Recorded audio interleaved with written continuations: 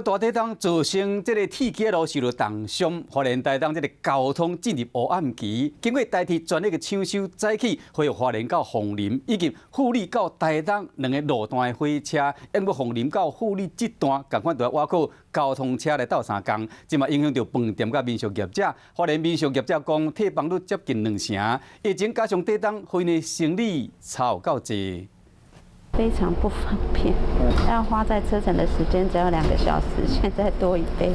民众坐区间车对花莲出发，地震了后，花东地区铁路交通还未恢复，仅那部分车站会当运作，包括花莲到凤林平均50分钟一班车，有8班对号列车和30班区间车；富里到台东平均1点钟一班车，出动区间车32班。不过富里以北往花莲凤林这段路犹原未通。如果你要到富里以北的旅客，我们还是建议旅客坐我们的类火车。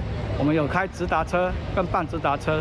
类火车客运接民众，不过代替修复进度调至收桥梁，包括新万里溪桥、乐乐溪桥和新秀高峦溪桥。27号专业顾问公司勘查后，才会当规划抢修计划。花东交通出问题，嘛互代替出现退票条，民宿业者烦恼国庆连假的损失真惨。10月国庆的连假部分，其实据了解，大概有影响到2成的退房率，影响最大是从南部上来的客人。